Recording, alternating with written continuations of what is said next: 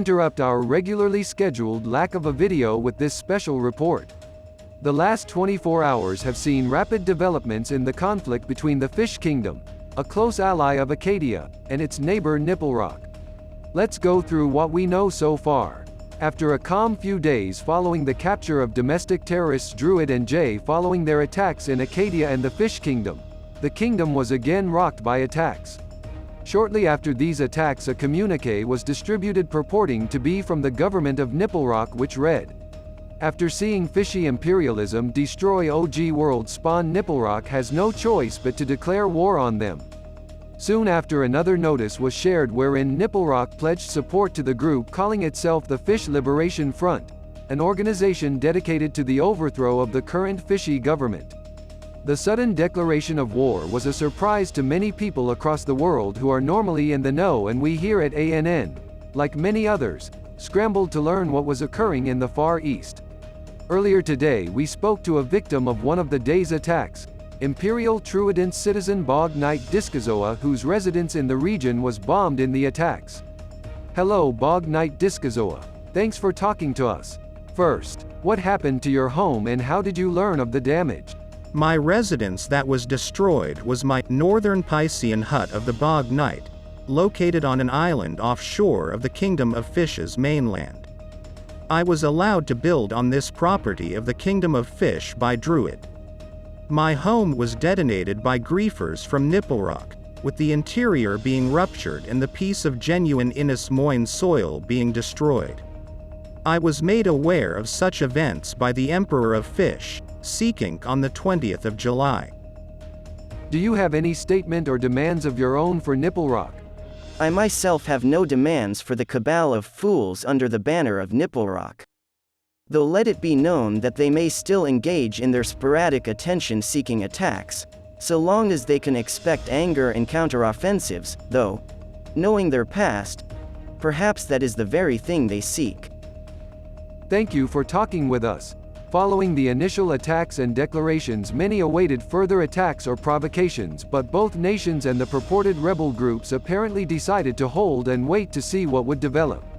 We took this time to get some international reaction to the unfolding events. We heard from the Bog Knight from Imperial Truidance, but an official statement was also released by the Imperium. The statement read, "Ganto doin' the Ganto thing. Columbia expressed. The people of Nipplerock are honorary comrades G." And President Chris Crispy of Icenia issued a statement saying, "Icenia hopes for a peaceful resolution to the conflict. Icenia recognizes Seekink as the legitimate ruler of the KOF. Icenia also recognizes that nations have the right to develop their land claims as they see fit." We also spoke with Prime Minister Bloof of Acadia briefly. Prime Minister, Acadia has a mutual defense agreement with the Fish Kingdom, and despite the domestic terrorism attacks against both nations recently, the two countries continue to share friendly relations. What are Acadia's plans now that war has been declared on the Fish Kingdom? Acadia will continue to help the Kingdom of Fish defensively. There is no desire for Acadia to be dragged into offensive wars. Prior to this week's announcement, did Acadian intelligence have any knowledge about the self-styled Fish Liberation Front? And do you believe the FLF shares any links to the terrorists who attacked Acadia recently? There was no prior knowledge to the recent attack on the Kingdom of Fish. However, there had been a previous attack on Cora by Nipplerock that I believe may be connected. I do not have reason to believe that the so-called Fish Liberation Front, who is made up of people who do not live in Fish, is connected with the terrorists that had attacked both Acadia and Fish. Does Acadia have any message for the FLF or Nipplerock? To the FLF and or Nipplerock, please stop these senseless acts of violence. We wish to maintain peace within our quadrant, but the recent attack on an Imperial Truidance-sanctioned holy site is a step too far. Please cease these hostilities, or you may face consequences if found in our lands. Thank you for your time, Madam Prime Minister. Now I have on the line Ganto, the leader of Nipplerock. I've been finding posters and arms depots in the areas not occupied by Nipplerock or Fish.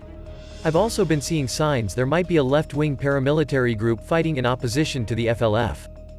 Interesting. Can you comment on the decision of Nipplerock to declare war on the Fish Kingdom and why extreme measures were deemed necessary? Wow, pump your brakes there, Mr. Media. I never said such a thing. I'd rather negotiate with fish to resolve this peacefully.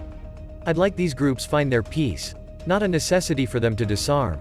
I don't mind them being armed, but fish may be opposed. The end goal is to see the fighting stop. I see. It was widely believed that the statement issued previously served as a declaration of war, though Anne is not aware of any direct hostilities since that time. Does Nipplerock intend to provide or continue to provide material support to the FLF while negotiating with the government they wish to overthrow, or would you say instead that the support vowed in Nipplerock's previous public statement of a moral nature?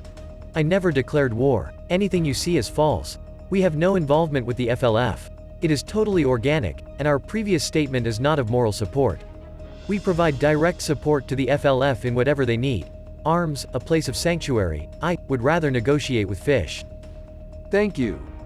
Shortly after our interview with Ganto, we learned that negotiations between Nipplerock and the Fish Kingdom were about to begin and hurried to listen in.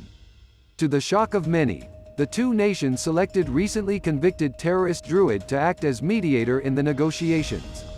Nipplerock presented what it claimed to be a photo of agents of the fish firing 107mm Norinco rockets into Nipplerock. Seeking. The monarch of the Fish Kingdom then chose to reveal to the world the existence of a secret weapons of mass destruction project which had produced what they call the Fish Melon missile system, claiming the new missiles were capable of hitting any location in the world and replacing all blocks in sight with melons. We tried to reach a few melon sellers after this news but were informed they were all running in circles screaming. This revelation only heightened tensions, with Nipplerock accusing the Fish Kingdom of funding terrorist groups to attack it and the fish claiming Nipplerock was responsible for multiple bombings in recent weeks. Little progress was made until Ganto inquired as to whether a memorial could be built, saying, "Can't have a war and no memorial." While both sides parted now with disputes over a new memorial taking center stage, we are all left to wonder whether the FLF is still out there. We now return you to your regularly scheduled silence.